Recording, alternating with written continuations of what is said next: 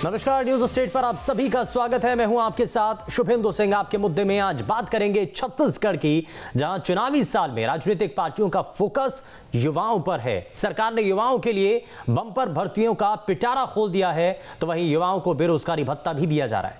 विपक्ष से युवाओं के साथ छलावा बता रहा है, तो बेरोजगारी भत्ते के लिए हाई क्वालिफाइड युवा भी आवेदन कर रहे हैं। और आज चर्चा इसी मसले पर कि क्या वाकई युवाओं को नौकरी मिल रही है, भर्ती शुरू हुई तो बेरोजगारी भत्ते की आखिर जरूरत क्या है, और युवाओं को रोजगार चाहिए या बेरोजगारी भत्ता, और इन भत्ते के लिए डॉक्टर इंजीनियर का आवेदन क्या वाकई में सही है।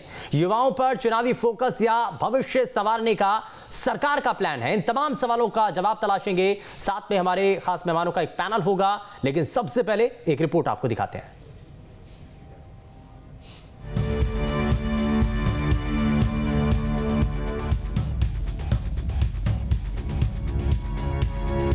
चुनावी साल में छत्तीसगढ़ में युवाओं को लेकर सियासी जमीन तैयार की जा रही है। एक तरफ सरकार नौकरियों की बरसात करने का दावा कर रही है, तो दूसरी ओर बेरोजगार युवाओं को बेरोजगारी भत्ता दिया जा रहा है।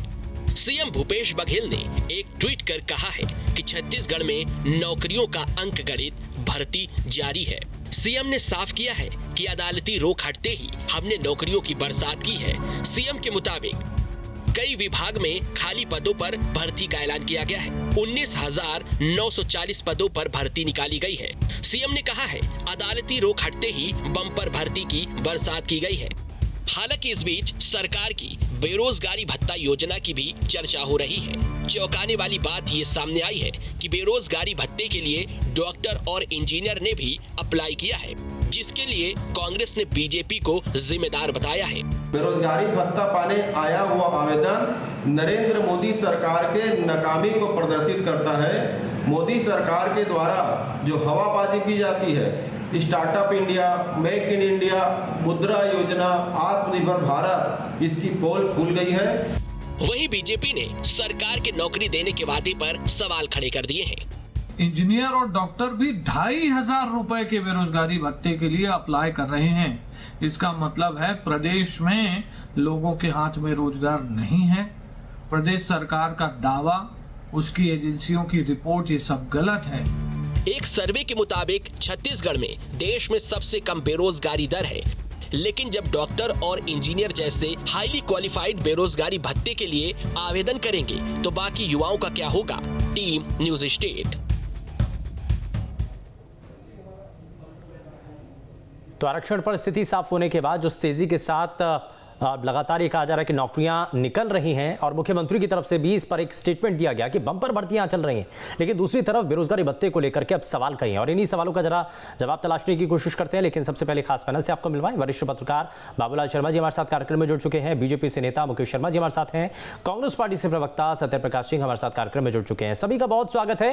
लेकिन शुरुआत सत्यप्रकाश सिंह जी, शुरुआत आपसे ही कर रहा हूं, क्योंकि ये कहा जा रहा है कि एक तरफ बंपर भर्तियां चल रही हैं, मुख्यमंत्री का इस पर एक बाकायदा ट्वीट भी दिखाया जा रहा है, जिसमें बताया जा रहा है कि जिस तरीके से अदालत रोक के बाद जो बंपर भर्तियां वो निकली हैं, लेकिन दूसरी तरफ बेरोजगारी भत्ते को लेकर के बड़ी चर्चा है। ये कहा जा रहा है कि आप या तो ये बताइए कि आप बंपर भर्तियां कर रहे हैं, लगातार रोजगार के साथ लोगों को जोड़ रहे हैं, अगर लोगों को जोड़ा जा रहा है, रोजगार मिल रहा है, तो फिर बेरोजगारी भत्ते की जरूरत क्यों है?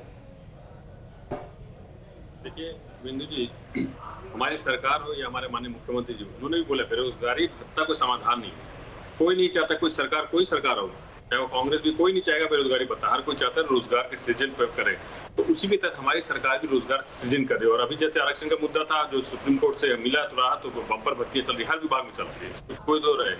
देखिए रोजगार की बात अगर बीजेपी करती तो बहुत मेरे को हास्यास्पद लगता है। 2 करोड़ रोजगार बोल के नहीं मिला, 23 लाख अगर दे छत्तीसगढ़ को मिल जाता है, वो बहुत सारे मुद्दे हैं, वो उस पर ज्यादा नहीं बोलूंगा, मैं अपनी सरकार की बात कर रहा हूँ।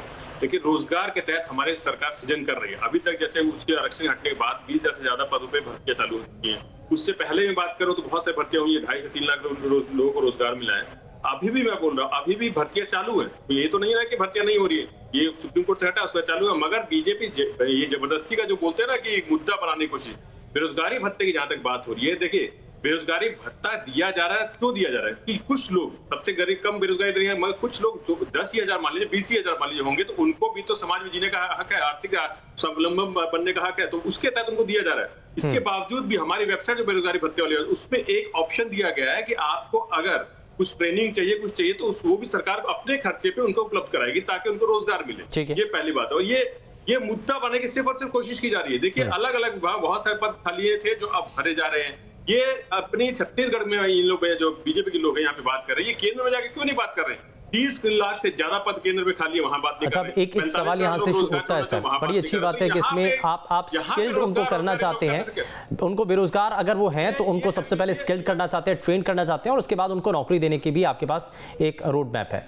लेकिन सर सवाल यहाँ से शुरू होता है, बीजेपी के कुछ नेता बार बार ये सवाल उठा रहे हैं कि साहब अगर आप बेरोजगारी भत्ता देने की तैयारी कर रहे हैं तो उसमें एमबीबीएस से लेकर के उसमें इंजीनियर, उसमें टेक्निकल लोग, बी जैसे लोग, केओए लोग, ये सभी आवेदन कर रहे हैं। तो ये बता रहा है, और एक तरफ वो आंकड़ा भी है जिसको लेकर बार बार बताया भी जा रहा है कि देश के अंदर सबसे जो कम बेरोजगारी दर है वो छत्तीसगढ़ के अंदर है, 0.8% के आसपास। तो जब एक तरफ ये कहा जा रहा है कि सबसे कम बेरोजगारी दर छत्तीसगढ़ में, तो दूसरी तरफ बेरोजगारी भत्ता पाने के लिए इतने बड़ी संख्या में जो लोग सामने आए, ये कौन है फिर? वही मैं बोल रहा हूँ, ये जो लोग आ रहे हैं, चाहे डॉक्टर, इंजीनियर, ये क्या है? ये फेलियर दिखा रहा है, सीधा तौर पर फेलियर ये केंद्र सरकार है। Stand up India, startup India, makeup India, ये सब कहाँ गए? वो ये मुद्रा लोन, ये सब कहाँ गए? ये जुमलेबाजी थी जो सिर्फ कागजों में रह गए। अगर ये धरातल पे दिखते तो आज वो डॉक्टर, देखिए डॉक्टर इंजीनियर को एक दिन में तो बनता नहीं है, अगर वो धरातल पे दिखते तो उनको कोई ना कोई स्वरोजगार मिल जाता, वो 4 लोग और रोजगार देते। मगर ये सीधा फेलियर है केंद्र सरकार का, जिसके तहत आप वो छत्तीसगढ़ सरकार की तरफ आशा की तरह देख रहे हैं। और इसके तहत मैं बस एक चीज और बोलूंगा, इसके तहत हमारे तकनीकी शिक्षा विभाग में अभी तक 1000 से ज्यादा भर्तियां हो चुकी है। एक ही मेडिकल कॉलेज में आज की तारीख में एक ही मेडिकल कॉलेज में 75 से ज्यादा सीटों पे आज इंटरव्यू हुए हैं। और उसके बाद कुछ और मेडिकल कॉलेज में बात करें तो ओवरऑल मेडिकल कॉलेज में 1200 से 1300 के आसपास के भर्तियां हुई हैं। तो ये हमारी सरकार की नीति दिख रही है। ठीक है, यानी कि आप ही कह रहे हैं कि प्रदेश के अंदर अगर युवाओं को रोजगार दिया जा रहा है तो सरकार की योजनाओं का और रोड मैप का ये असर है, लेकिन अगर बेरोजगार हैं तो उसकी जिम्मेदार केंद्र सरकार भी है। मुकेश शर्मा जी जरा जल्दी से जवाब दीजिए। ये कहा जा रहा है कि स्टार्टअप इंडिया, तमाम बहुत सारे ऐसे केंद्र सरकार के द्वारा ऐसे काम किए गए जिसमें कहा गया कि हम बेरोजगारों को रोजगार के साथ जोड़ेंगे, उनको स्किल्ड करेंगे। लेकिन अगर इतना बड़ा आंकड़ा है, आरोप लगा रहे हैं कांग्रेस पार्टी के प्रवक्ता, कह रहे हैं कि उन दावों का क्या हुआ, उन वादों का क्या हुआ है? जवाब दीजिए। शुभेंद्र जी, मुझे बड़ा आश्चर्य होता है जब ये कांग्रेस पार्टी के लोग जो लोग इतना बड़ा जनादेश पाते हैं कि हम बेरोजगारी भत्ता देंगे, उस बेरोजगारी भत्ता के लिए 4.5 साल बाद तो जागते हैं। ये 4.5 साल बाद में भी जागने के लिए उसमें इतना सारा क्राइटेरिया लगा देते हैं कि उसमें से भी अभी 16-17% लोग उसमें से क्राइटेरिया में आ रहे हैं। उनमें से भी अनेक लोगों को अनेक प्रकार की ऐसी परेशानियां आती, तो मैंने कुल मिला के कागजों में और ये भ्रम फैला के लोगों को भ्रम में रख के और ये काम करना चाहते हैं। और ये अपने हर नाकामी को ये नहीं, लोगों को क्या भ्रम में रख रहे हैं? वो कह रहे हैं वो कह रहे हैं कि एक तरफ हमने बम्पर भर्तियां निकाली हुई हैं और कोर्ट की तरफ से जो रोक लगी हुई थी आरक्षण पर मामले पर, अब वो रोक हट चुकी है, तो उसके बाद जो उन्होंने बम्पर भर्तियां निकाल दी। दूसरी तरफ जो लोग हैं जिनको रोजगार के साथ नहीं जोड़ा जा रहा है, उनके लिए बेरोजगारी भत्ता दिया जा रहा है। 18 लाख बेरोजगारों से क्या कहेंगे लोग? क्या कहना चाहते हैं 18 लाख बेरोजगारों से, जिनसे वादा करके आए थे कि हम आपको बेरोजगारी भत्ता देंगे, रोजगार देंगे? छत्तीसगढ़ के उन रोजगारों के बेरोजगारों के लिए क्या जवाब है? पूछिए जरा, क्या जवाब है? क्या ये खाली कागजों में बात करके और लोगों को भ्रम में रख के ऐसा सोच के सोचते हैं कि 2023 में जाके पूरा जवाब जनता तैयार रखी, कोई भी वर्ग संतुष्ट नहीं है। महिलाओं को भी आपने पूर्ण शराबबंदी का वादा किया था। सर, जिन लोगों को रोजगार मिला वो संतुष्ट नहीं होंगे क्या? जिन लोगों को बेरोजगारी भत्ता मिल रहा है, क्या वो लोग संतुष्ट नहीं होंगे क्या? इतना ठगेंगे आप छत्तीसगढ़ की जनता को? क्या कर दिया आपने छत्तीसगढ़ को? हमने छत्तीसगढ़ राज बनाया 15 साल में छत्तीसगढ़। चलिए ठीक है, मैं जरा जल्दी से एक जवाब ले लेता हूं सत्य प्रकाश जी से, उसके बाद मैं बाबूलाल शर्मा जी के पास आऊंगा। सत्य प्रकाश जी जरा एक सवाल का जवाब दीजिए। यही मैं बोल रहा हूँ, कोई भी वर्ग संतुष्ट नहीं है, कोई भी वर्ग संतुष्ट नहीं है। बेरोजगारी भत्ता 2003-500 रुपए इनका था। एक बस मैं बोलना चाहूंगा, अरे बेरोजगारी भत्ता की बात करना 4.5 साल क्यों लगे भाई? कौन देगा जवाब? नहीं, वो कह रहे हैं कि 4 साल से ज्यादा का समय बीत गया, आपको ये सोचने में, ये निर्णय लेने में कि बेरोजगारी भत्ता भी देना है। योजना बनाने में लग गए, 15 साल में नहीं। अरे एक आध योजना बताइए आप जिसको लागू किया हो, क्रियान्वयन किया हो, परिणाम आया हो, एक भी योजना सफलता। नहीं सत्यप्रकाश जी, ये जो बड़ा आरोप बीजेपी के नेता लगा रहे हैं ना, वो ये कह रहे हैं कि आपको 4 साल से ज्यादा का समय ये सोचने में लग गया कि बेरोजगारी भत्ता भी देना है, जो कि आपकी चुनावी वादा था। अरे हम दे तो रहे हैं, इन्होंने 15 साल में दिया। अरे 4.5 साल बाद 2 या 3 घोषणा पत्र में। अरे जब आप 15 साल में 1 रुपए नहीं दिया करेंगे तो युवा आपको उसी भाषा में जवाब देने वाले हैं। अभी भी दे दीजिए, उसी भाषा में जवाब मिलेगा। दे दीजिए, केंद्र सरकार से मंगा के दे दीजिए। कांग्रेस पार्टी की सरकार को उसी भाषा में जवाब मिलने वाला है। कहाँ मिला केंद्र सरकार से? 2023 के चुनाव में जवाब मिलेगा। वो भी मिल जाता तो कम से कम 23 लाख युवा। 4.5 साल आपने इनको साथ मजाक किया है, अब चुनाव में आपको 15 वो आपके साथ मजाक करने वाले हैं, आपको बताने वाले हैं कि कैसे उनके साथ में वादा खिलाफी हुआ। जी के दामाद जी फंसे हुए हैं, अभी तक फरार हैं। ये क्यों नहीं वो बता रहे हैं कि केस में भर्ती घोटाला हुआ था कि नहीं हुआ था? अरे शराबबंदी की बात करोगे यार, घोटाले करोगे, हजारों करोड़ का घोटाला करोगे, शराब को 2 नंबर की कमाई का साधन बनाओगे और फिर लोगों से लोगों के सामने सफाई देने का। अरे जनता सब समझ रही भाई, इतना बेवकूफ समझने की जरूरत नहीं जनता को। क्यों नहीं आ रहे हैं? ये भी बता दीजिए। चलिए ठीक है, मैं जरा बाबूलाल शर्मा जी की तरफ जरा जल्दी से एक रुख कर लेता हूं, मैं जरा जल्दी से एक रिएक्शन ले लेता हूं। बाबूलाल सर, एक तरफ ये कहा जा रहा है कि हम लगातार, क्योंकि अदालत से जब ये मामले को लेकर के स्थिति थोड़ी सी साफ होती है, रोक हटती है, तो उसके बाद बम्पर भर्तियां निकाली जाती हैं। जो युवा बेरोजगार रह जाते हैं उनके लिए बेरोजगारी भत्ता लेकर के आ जाती है सरकार।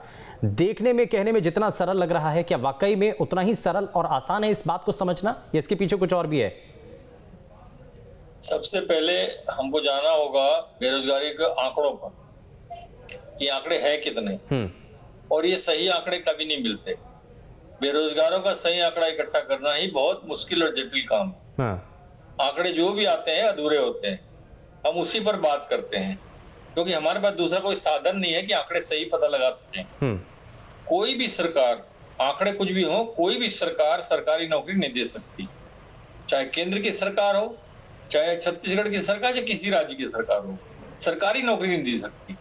रोजगार के जो तरीके होते हैं वो जरूर अपना सकती है। जैसे रोजगार के कई साधन निकाले, कई तो योजनाएं निकाली केंद्र सरकार ने भी, लोकल में भी बहुत सारी योजनाएं आई, उसके आधार पर जो है काम दे रहा है। और बहुत सारी नौकरियां जो है रुकी हुई थी आरक्षण के कारण।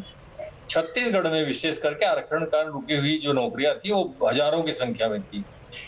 एक मानना पड़ेगा इस बात को कि जैसे ही आरक्षण का ये लफड़ा था ये समाप्त हुआ, वैसे ही मुख्यमंत्री ने 4 घंटे के अंदर बैठक लेकर के इसका फरमान जारी किया सभी विभागों को कि जितनी भी भर्तियां शेष हैं, जितनी भी भर्तियां जरूरत है, जितनी भी भर्तियां स्वीकृत हैं, सारी की सारी भरने के लिए जो है विज्ञापन जारी किए जाएं। और बहुत से विभाग दूसरे ही दिन हमने देखना शुरू किया, अखबारों में विज्ञापनों की भरमार लगी। और कुछ जरूर विभाग ऐसे हैं जो जरा धीमी प्रक्रिया अपना रहे हैं। वो क्यों कर रहे हैं, क्यों लापरवाही कर रहे हैं, ये नहीं कह सकता मैं, लेकिन कार्रवाई इनकी जारी है और हजारों की संख्या में जो है ये हो रहा है।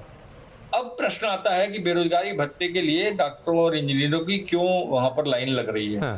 देखिए, सबसे कम बेरोजगारी वाला प्रदेश बताया गया था बयानों में, फिर भी आवेदनों की झड़ी देखकर ये शंका पैदा हो रही है लोगों को, निश्चित रूप से होगी। इंजीनियरों की जो है वो बेरोजगारों की श्रेणी में आंकड़े में जोड़ा नहीं गया है। इंजीनियर इतने हैं हमारे प्रदेश में और काम किसी के पास नहीं है। यहाँ की इंजीनियरिंग की जो कॉलेज है वो, उनके कॉलेज की हालात बहुत खराब है, सब लोग जानते हैं, कोई नहीं जानता ऐसी बात नहीं। कई इंजीनियरिंग कॉलेज तो बंद होने की कगार पे हैं, 2, 4, 5, 10, 15 लोगों की एडमिशन हो पाती है, ऐसी स्थितियां हैं।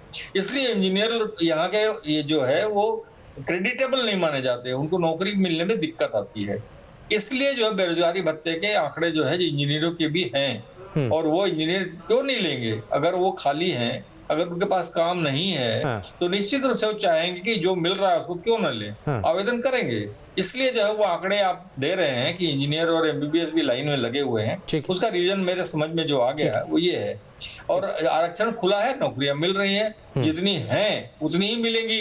लाखों और करोड़ों की बात तो बहुत सी हमने सुने हैं, यहाँ लाखों सुनी, केंद्र में करोड़ों की सुनी, तो वो सब आंकड़े रह जाते हैं। लेकिन वास्तविकता जो है वो, लेकिन ये अपने आप में बड़ी चिंता की बात है कि हाई स्किल्ड, हाई क्वालिफाइड अगर युवा अभी भी बेरोजगारी भत्ते के लिए लाइन में लगते हैं या कतार में आते हैं या आवेदन करते हैं, तो ये सत्य प्रकाश जी क्या ये चिंता की बात नहीं है सरकार के लिए कि हाई क्वालिफाइड युवा अगर वो बेरोजगारी भत्ते के लिए डिमांड कर रहे हैं, तो ये बड़ी परेशानी है प्रदेश की सरकार के लिए?